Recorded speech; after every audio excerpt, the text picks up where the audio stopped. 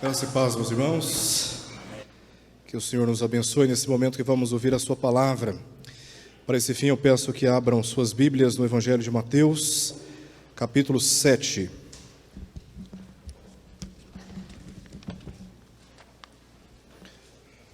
Mateus, capítulo 7. Nós leremos do verso 7 ao verso 12. Mateus capítulo 7, verso 7 ao verso 12. Nós lemos o seguinte: Pedi e dar-se-vos-á, buscai e achareis, batei e abrir-se-vos-á. Pois todo o que pede recebe, o que busca encontra, e a quem bate abrir-se-lhe-á. Ou qual dentre vós é o homem que, se porventura o filho lhe pedir pão, lhe dará pedra? Ou, se lhe pedir um peixe, lhe dará uma cobra? Ora, se vós, que sois maus, sabeis dar boas dádivas aos vossos filhos, quanto mais vosso Pai que está nos céus dará boas coisas aos que lhe pedirem? Tudo quanto, pois, quereis que os homens vos façam, assim fazei-o vós também a eles, porque esta é a lei e os profetas. Oremos. Pai querido, nós te pedimos que agora o Senhor possa falar aos nossos corações e convencê-los desta verdade da Tua palavra, que nós sejamos por ela santificados, transformados e que as nossas relações sofram o impacto da ação do Teu Espírito na nossa vida. Oramos por isso, Pai, e confiamos a Ti este momento, em nome de Jesus. Amém.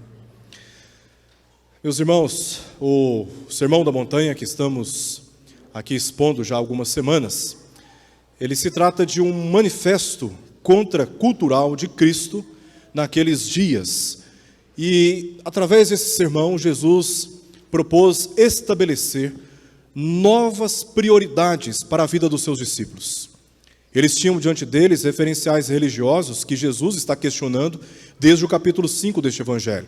Os escribas e fariseus, aparentemente, viviam com rigor o regime da lei, mas interiormente eles estavam contaminados pelo pecado e em nada estavam alcançando o propósito da lei, porque eles viviam uma religiosidade aparente, externa, mas o espírito da lei eles estavam ignorando.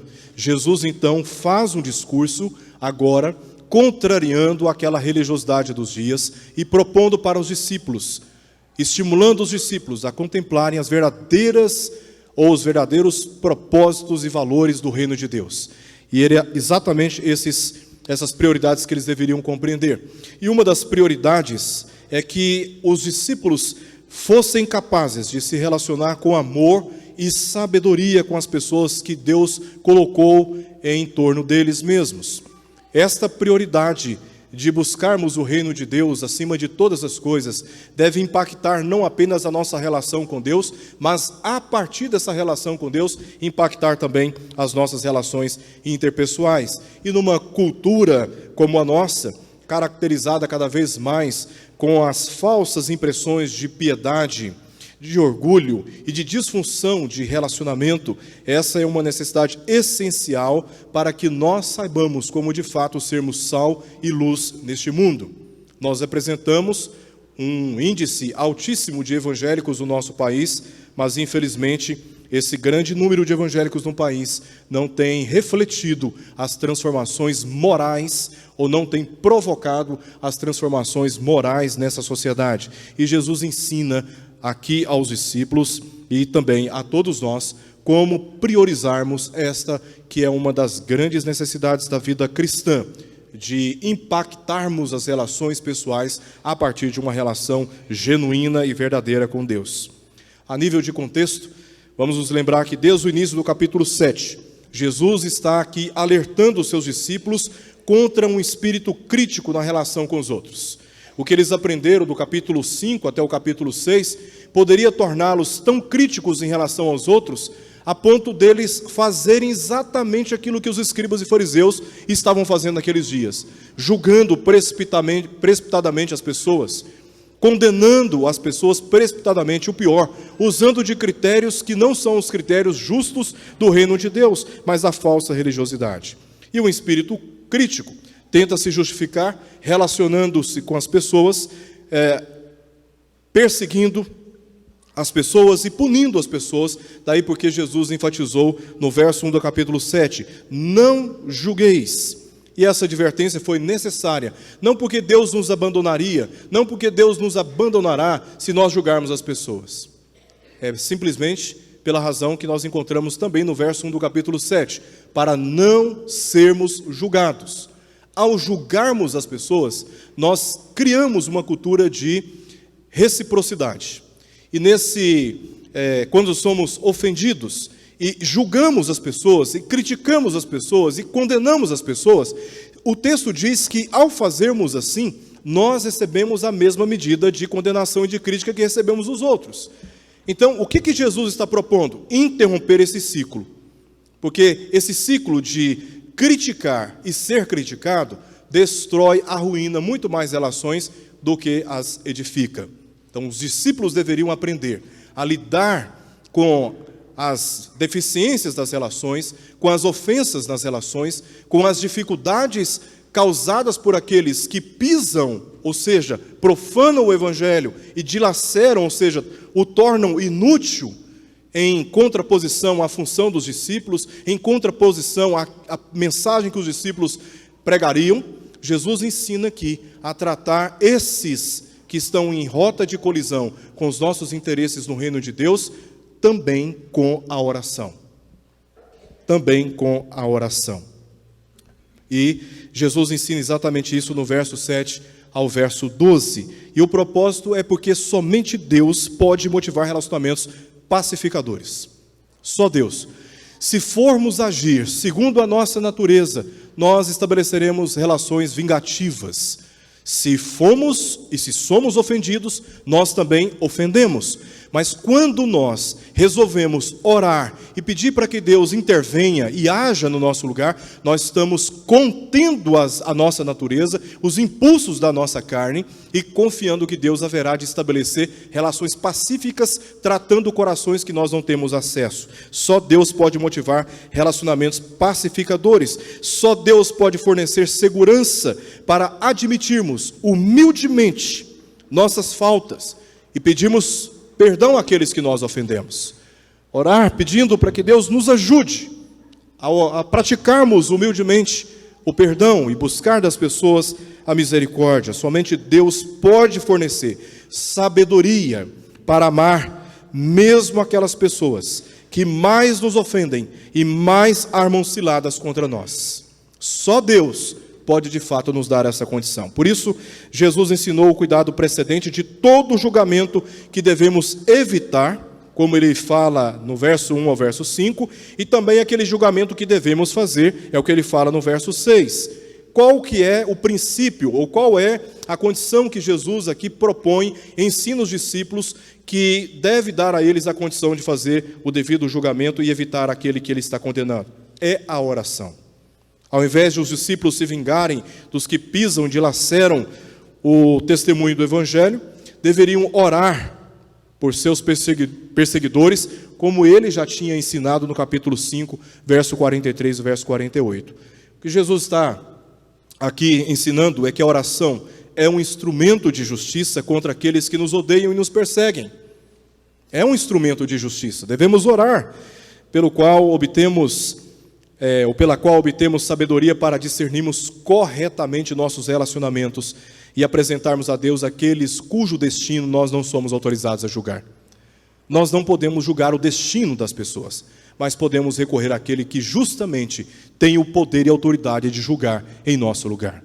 Então, ao invés de nos vingarmos contra aqueles que nos ofendem, devemos buscar da parte de Deus a justiça perfeita que só Ele pode aplicar.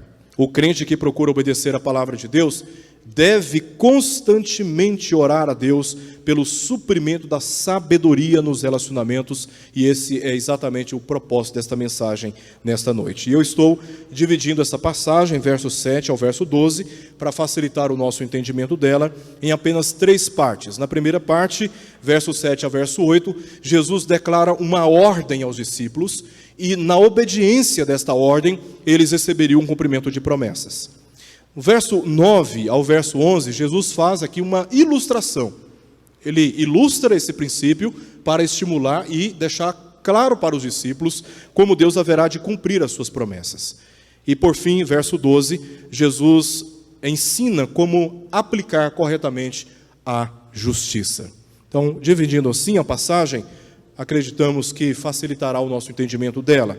Então vamos para a primeira parte aqui da passagem, verso 7 ao verso 8, quando Jesus faz uma clara ordem aos seus discípulos, e essa ordem está acompanhada de promessas. O texto começa dizendo assim: pedi e dar-se-vos-á, buscai e achareis, batei e abrir-se-vos-á, pois todo o que pede recebe, e o que busca encontra, e a quem bate abrir-se-lhe-á. Esses três verbos, pedir, buscar e bater, eles estão gramaticalmente no modo imperativo e indicam uma ordem relacionada com oração, porque lá no verso 11 nós vemos Jesus dizendo o seguinte: quanto mais vosso Pai que está nos céus dará boas coisas aos que lhe pedirem, porque este é o assunto da passagem. Então, pedir, buscar e bater não pode ser outra coisa senão a experiência da oração que Jesus está tratando aqui. Sendo uma ordem de Jesus, deve ser, portanto, uma alta experiência na vida dos cristãos. Esses verbos também expressam perseverança. Eles estão no tempo presente e significam continuar pedindo, continuar buscando, continuar batendo, além de, na ordem que se encontram, transmitem exatamente uma linha progressiva, de pedir até bater, continuamente, pedindo: ô Senhor, diante desse irmão, diante desta irmã, diante desta pessoa, me dá paciência, Senhor, me dá sabedoria, porque eu já não estou aguentando mais, me ajuda, e fazer isso continuamente, não é? Então, a ordem dos verbos, desde pedir até bater, mostra exatamente esta perseverança, né? Nós não nos satisfazemos apenas com uma oração rápida: Senhor, me dê sabedoria. Não, nós colocamos isso na agenda e diariamente estamos insistindo com Deus, perseverando em oração, para que Deus nos supra com a medida certa de sabedoria, a fim de lidarmos com os nossos relacionamentos de maneira justa e verdadeiramente piedosa. Se a vontade de Deus é clara, peça. Se há dúvidas, busque. Se há desconhece, bata para que ela seja revelada. O ensino é de perseverança na oração. Não desista, insista em orar. Ao ser provocado nas relações, não se precipite. Ore. Me lembro daquele episódio de Neemias, quando recebeu a notícia de que a cidade de Jerusalém estava assolada e os seus moradores estavam passando por uma terrível situação de miséria. O rei perguntou para ele: o que você quer que eu faça? Antes dele responder, ele se resignou em oração e buscou de Deus uma resposta sábia. Naquele momento, o que ele pedisse, o rei faria. Ele buscou sabedoria de Deus, entendendo que ele precisava desta orientação para fazer o pedido certo para o rei. A oração é uma experiência na qual nós somos não apenas confortados por Deus, consolados por Deus, a oração também é uma experiência na qual nós obtemos sabedoria. É isso que Tiago diz na sua epístola, no capítulo 1, no contexto das provações.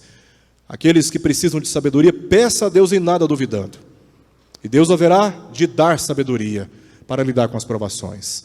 É orando, muitas vezes, que experimentamos a sabedoria que tanto necessitamos para lidar com os nossos relacionamentos. E esta ordem de Jesus está acompanhada aqui pela promessa. Se orarmos com fé e perseverarmos na oração, a promessa é que Deus haverá de nos dar justiça e nos dará também sabedoria. O texto diz assim: pedi, veja só, dar-se-vos-á, buscai e achareis, batei e abrir-se-vos-á, pois todo o que pede, recebe, e o que busca, encontra, e quem bate, abrir-se-lhe-á. Por 6 vezes, Jesus repete a ordem de orar, mas por 6 vezes ele repete a promessa que acompanha esta ordem: se buscarmos, Deus haverá de suprir. Se buscarmos, Deus haverá de suprir. Se buscarmos, Deus haverá de responder. Com todas essas repetições, Jesus está apenas enfatizando aqui no verso 8 a fidelidade de Deus em cumprir exatamente aquilo que ele prometeu. O problema não é Deus deixar de cumprir o que ele prometeu, mas o homem em confiar que ele dará amor para não exceder julgamentos proibidos, como ele ensina no verso 1 ao verso 5, e sabedoria para exercer sabiamente os julgamentos ordenados, verso 6 do capítulo 7. Então veja que claramente, verso 7 ao verso 8, Jesus está dando uma ordem aos discípulos: vocês devem orar, vocês devem se resignar em oração, gastar tempo em oração, perseverar em oração, e confiem, porque Deus haverá de suprir a sua necessidade de sabedoria para lidar com relacionamentos difíceis. Deus haverá de instruí-los para que nos relacionamentos exerçam a verdadeira justiça. Busquem a Deus e confiem que Deus haverá de atender às suas orações. Diante disso, vamos para a segunda parte do nosso texto, verso 9 e verso 11, quando Jesus faz duas ilustrações aqui. E essas duas ilustrações seguem dizendo: primeiro, ou qual dentre vós é o homem que, se porventura o filho lhe pedir pão, lhe dará pedra? Segunda ilustração, ou se lhe pedir um peixe, lhe dará uma cobra. Dois cenários propostos por Jesus. Primeiro cenário, o filho chega diante do pai e pede para o pai pão, mas o pai, no lugar de dar pão, ele dá uma pedra. Segundo cenário, quando o filho chega diante do pai e pede um peixe, mas no lugar do peixe, o pai dá uma cobra. A lógica de Jesus parte do menor para o maior. Todo pai deseja o melhor para os seus filhos e se importa com as suas necessidades básicas, aqui representadas pelo pão e pelo peixe. Alimentos muito básicos naquele contexto. O pão era o básico do básico do básico. Os mais pobres tinham acesso a pão. O peixe era uma espécie de prato secundário, né? Aqueles que tinham um pouco mais de condição tinham acesso frequentemente ao peixe. A ideia que Jesus nos traz com esses elementos, pão e peixe, é que as necessidades básicas de crianças estão sob a cuidadosa atenção de pais. De pais. Isso todos nós que somos pais entendemos muito bem, pois somos capazes de vendermos tudo o que temos para pagar o tratamento de saúde dos nossos filhos. Se um filho meu, tenho dois filhos, o Joshua e o Eric, se um deles for acometido de uma grave enfermidade, eu não penso duas vezes de vender tudo o que tenho, todas as minhas propriedades. Até parece, né, que eu tenho muitas propriedades, mas você sabe o que eu estou dizendo. O pai é capaz de fazer de tudo pelo bem do seu filho. Nós fazemos isso sem medo de passarmos dificuldades. Somos capazes de acordar de madrugada quantas vezes for necessário para atender uma necessidade. Nos aborrecemos quando os nossos filhos são ofendidos, porque temos empatia por eles e sentimos a dor deles, como também somos capazes de chorar nos casamentos dos nossos filhos. Meus filhos ainda não se casaram, mas tenho tido experiência nos últimos anos de fazer muitos casamentos, e a experiência é quase sempre a mesma. Eu não choro, mas me sensibilizo muito nos casamentos, quando olho para os pais e vejo a alegria deles naquele momento. Que coisa maravilhosa. Os pais se alegram, às vezes até mais do que os seus filhos no momento do casamento. Eles choram, eles ficam muito sensibilizados com aquele momento de tamanha alegria. Ficamos ansiosos quando se submetem a uma prova, a um exame de um emprego, e transferimos a nossa satisfação para eles. Se eles estão bem, estamos bem. Se eles estão mal, nós estamos mal. Isso aqui nós entendemos muito bem. Experiência de pai diante dos seus filhos. Se você é um pai amoroso, você sabe muito bem o que eu estou dizendo. Contudo, o ponto de Jesus aqui não é esse, e sim aquilo que ele diz no verso 11. Nós só podemos entender o que Jesus diz no verso 9 e no verso 10, se nós lermos atenciosamente o que Jesus está dizendo no verso 11. E o foco de Jesus não é retratar a relação de pai e filho, mas é relatar aqui e tratar a relação de Deus para com aqueles que o buscam, que pedem, que buscam e que batem. O verso 11 diz assim: ora, se vós que sois maus sabeis dar boas dádivas aos vossos filhos, quanto mais vosso Pai, que está nos céus, dará boas coisas aos que lhe pedirem? Você deve ter percebido que não há uma resposta para essa pergunta, porque não precisa. Lendo o verso 9 e o verso 10, nós entendemos muito bem que se os nossos filhos têm necessidade, nós que somos pais, acudimos em atender aquelas necessidades, se julgarmos aquelas necessidades como sendo necessidades justas e necessárias realmente. Então não tem necessidade de resposta. Então Jesus parte do menor para o maior. Se nós pedirmos ao Pai, se nós apresentarmos a nossa necessidade ao Pai, a resposta é óbvia. Deus haverá de inclinar os seus ouvidos para as nossas petições. Deus tem interesse de nos ver bem. Deus tem interesse de cuidar de todos aqueles que o buscam. Por isso, Jesus disse: quanto mais, muito mais do que um pai é capaz de fazer pelo seu filho, Deus é capaz de fazer por aqueles que o buscam. Jesus está garantindo que se um pai humano é capaz de se importar com a necessidade dos seus filhos, nosso Pai Celestial é incomparavelmente mais, pelas seguintes razões.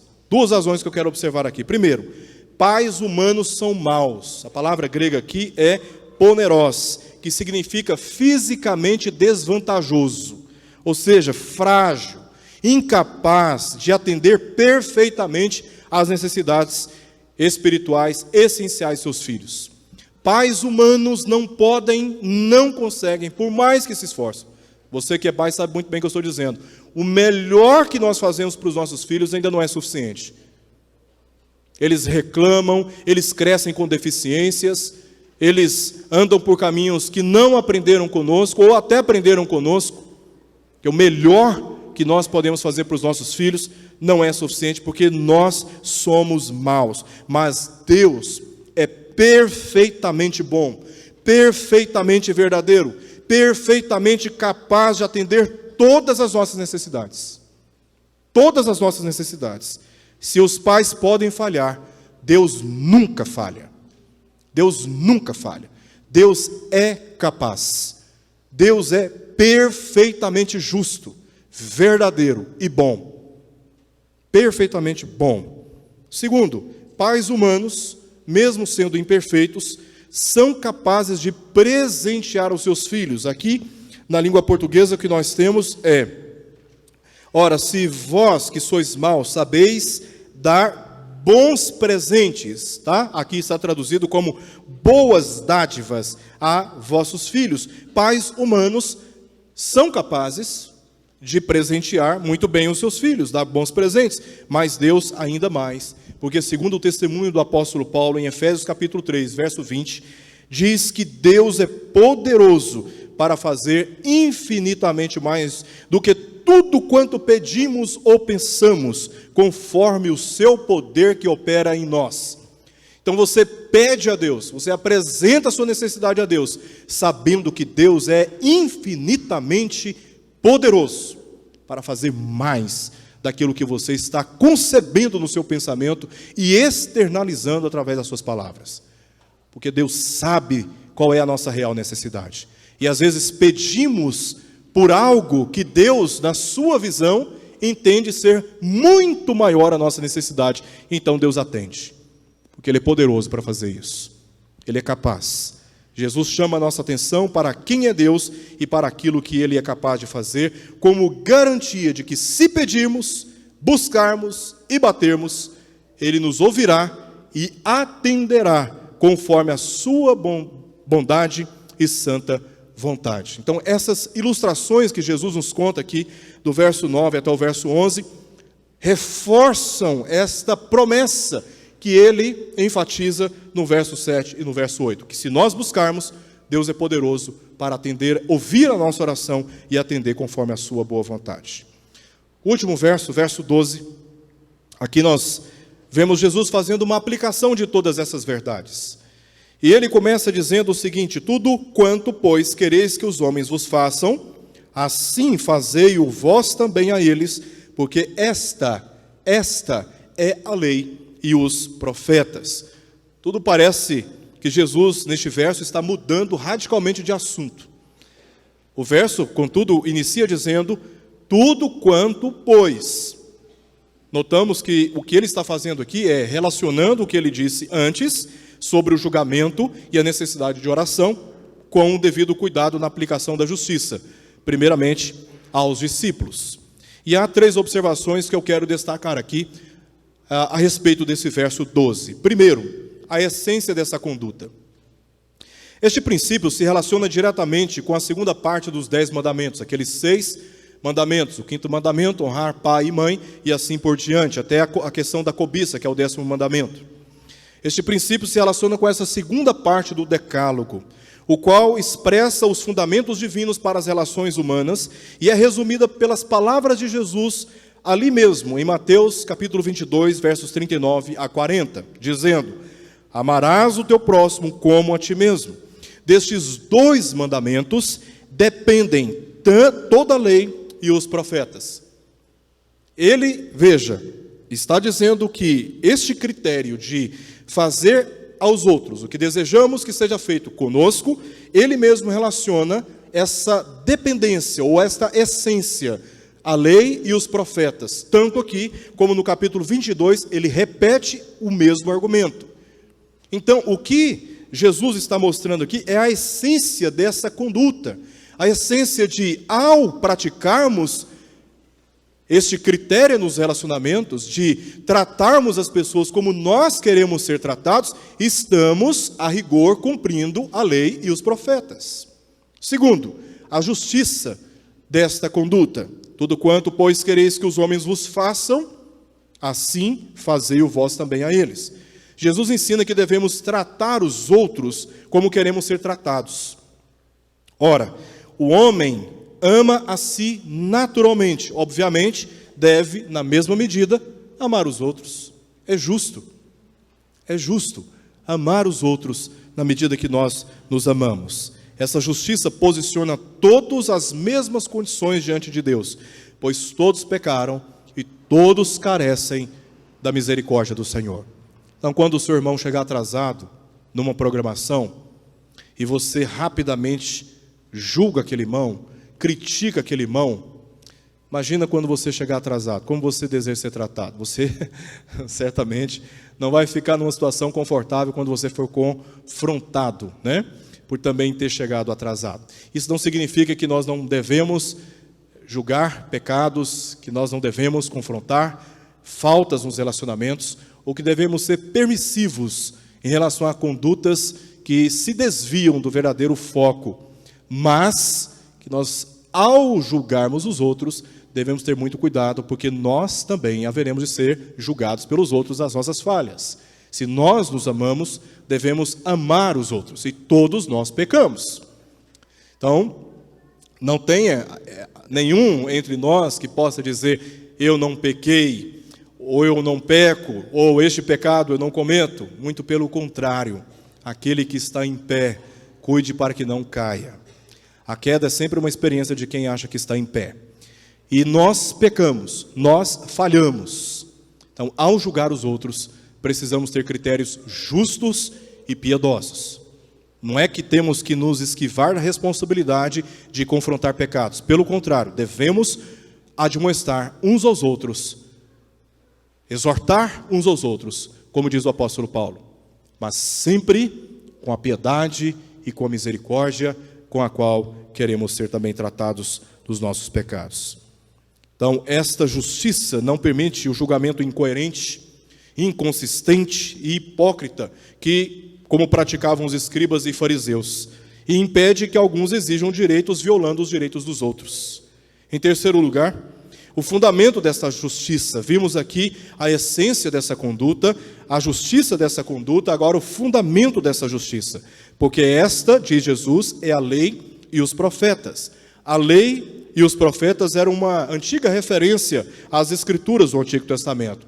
A lei se referia ao Pentateuco, os 5 primeiros livros do Antigo Testamento, e os profetas ao restante do Antigo Testamento. Portanto, o fundamento dessa exigência que Jesus está fazendo no verso 12 é a própria palavra de Deus. Este princípio revela a beleza da ética cristã, o comportamento justo e piedoso, e revela como o amor de Deus deve ser expressado em nosso amor ao próximo, e nos ensina a respeito do amor verdadeiro, procurando maneiras de pagar o mal com o bem, amando os nossos inimigos e orando pelos que nos perseguem, interrompendo o ciclo de maldades e nos beneficiando com a misericórdia, como pecadores que somos, a qual é prometida por Deus e revelada pela conduta que os outros nos oferecerão como resposta. Olha o que diz o verso 2 do capítulo 7. Pois com o critério com que julgardes, sereis julgados, e com a medida com que tiverdes medido, vos medirão também. Relacionado com isso que Jesus diz no verso 2, ele diz no verso 12, tudo quanto, pois, quereis que os homens vos façam, assim fazei-o vós também a eles, porque esta é a lei e os profetas. O critério deve ser o mesmo. Todos nós queremos ser tratados com amor, todos nós queremos ser tratados com atenção, todos nós queremos ser tratados com muito cuidado e respeito, mas então devemos oferecer o mesmo tratamento aos outros, mesmo aqueles que nas suas imperfeições nos prejudicam. Os cristãos verdadeiros, quando oferecem aos outros o amor que receberam de Deus, dão ao mundo uma amostra daquilo que existe no céu. Este amor que Deus, de uma forma tão perfeita, nos ofereceu através da morte de Jesus Cristo, seu único Filho, e que foi poderoso para nos redimir das trevas e nos colocar em comunhão com o Pai. Apenas um ensaio desse amor que podemos oferecer às pessoas em nossa volta é capaz de revelar o amor de Deus. E Jesus diz isso lá em João capítulo 17, que o amor do Pai esteja em nós, para que o mundo creia que Ele o enviou. Quando nós nos amamos, quando nós tratamos cada um dos nossos irmãos com devido zelo, cuidado e respeito, estamos dando testemunho ao mundo de que somos um povo totalmente diferente, porque somos o povo de Deus. Eu quero terminar essa mensagem trazendo apenas 2 conselhos aqui. Em primeiro lugar, há bênçãos que são condicionadas aqui, né? Nós sabemos que Deus é um Deus de graça, que nos abençoa quando nós não merecemos absolutamente nada da parte dEle. Ele nos amou quando nós não o amávamos, e Ele exerceu a sua justiça sobre nós que somos pecadores. Nós o ofendemos, com o nosso pecado nós matamos o seu Filho. Foi por nossa causa que Jesus sofreu todas as injúrias e foi sacrificado.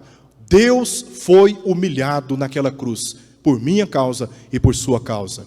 Mas Deus, por causa do seu grande amor, Ele submeteu o seu Filho a tamanha humilhação, para que fôssemos por Ele salvos da ira, salvos da condenação. Bendito seja o nome do Senhor por isso. Isso é graça. A salvação é obra da graça. E não apenas a salvação, mas todas as bênçãos derivadas dessa salvação, segundo o que Paulo diz em Efésios capítulo 1. É tudo fruto da graça de Deus. As incontáveis bênçãos que experimentamos dia após dia é fruto da graça de Deus. Bênçãos essas que nem sequer nos damos conta na experiência do dia a dia. Mas nós não podemos fechar os nossos olhos para aquilo que Jesus está dizendo. Que há bênçãos que Deus reservou para dispensar sobre nós quando nós o buscamos, quando nós abandonamos o pecado, quando nós obedecemos a sua palavra. Há bênçãos que são condicionadas. Se pedirmos, receberemos. Se não pedirmos, não receberemos. Se buscarmos, encontraremos. Se não buscarmos, não encontraremos. Se batermos, a porta será aberta para nós. Se não batermos, ela não será aberta para nós. Ponto final.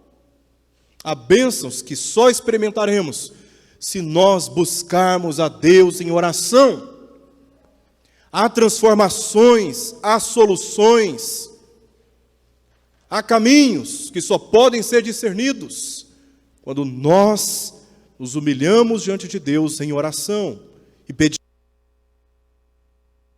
e buscamos, e batemos de forma perseverante, crendo que Deus, muito mais do que um pai que se importa com a necessidade do seu filho, Deus ouve a nossa oração e, segundo o seu eterno poder, é capaz de atender à ansiedade do nosso coração.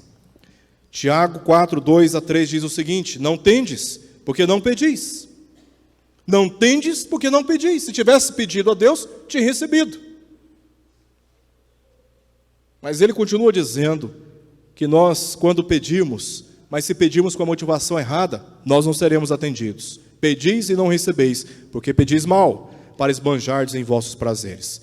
Precisamos pedir a Deus sabedoria para lidar com relacionamentos difíceis, para sermos humildes e misericordiosos com aqueles que vivemos em casa, com aqueles que vivemos no ambiente de trabalho, com aqueles que vivemos no ambiente da nossa igreja, bem como a capacidade de sermos justos, devidamente comprometidos com o ensino da palavra de Deus, ao tratar as falhas dos outros, cientes que nós mesmos estamos sujeitos às mesmas exigências que impomos sobre os outros.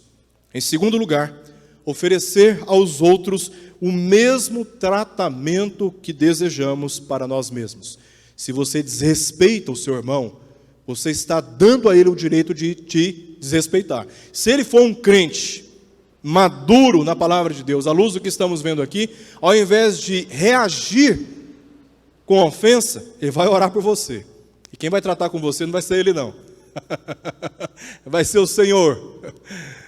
Me lembro aqui de aquilo que Jesus ensina no capítulo 5, está no nosso contexto, né?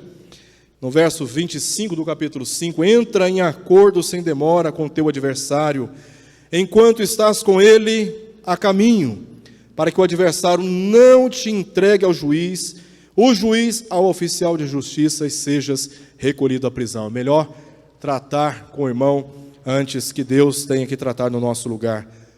Então, ore e coloque-se diante do Senhor quando é ofendido.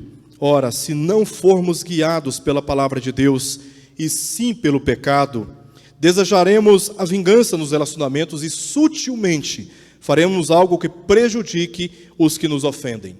O ensino de Jesus considera aquilo que os discípulos aprenderam anteriormente, desde o capítulo 5, verso 1. Sem os fundamentos que já tinham recebido e a dependência das respostas de Deus, que viria somente e mediante a oração, de modo algum aqueles discípulos seriam capazes de fazer a correta aplicação da justiça, esperando o mesmo para as suas vidas. Nós precisamos tratar os outros como nós desejamos ser tratados. E a desproporcionalidade das nossas exigências nos coloca vulneráveis a uma ação de Deus que será, com certeza, justa e fará nos lembrar que nós precisamos ser piedosos e misericordiosos, como ele mesmo diz no capítulo 5, aqui também de Mateus. Bem-aventurados os misericordiosos, porque alcançarão misericórdia.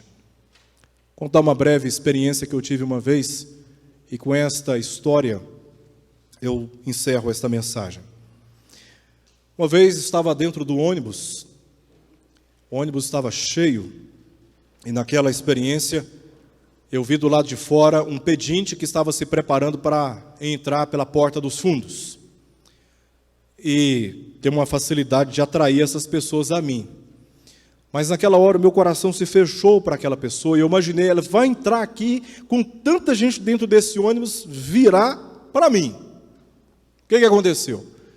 Ele entrou dentro do ônibus, com tanta gente dentro do ônibus ali, ele veio em cima de mim, e eu virei as costas para ele, já crente, é vergonhoso dizer isso, eu virei as costas e fiquei ali, fazendo de conta que ele não estava falando comigo.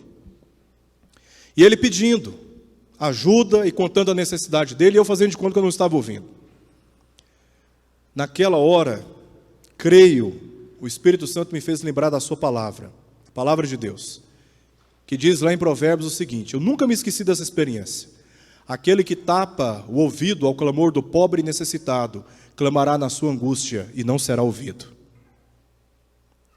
Naquela hora, um santo temor entrou no meu coração.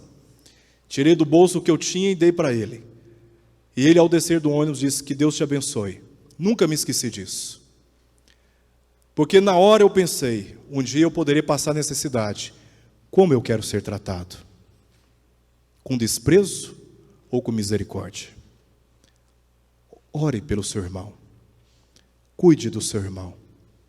Zele por ele. Não despreze a dor, o sofrimento que muitas vezes ele aí do seu lado está enfrentando. Porque quando você passar por isso, Deus justamente haverá de lhe oferecer a misericórdia que você exerceu com eles. Vamos orar.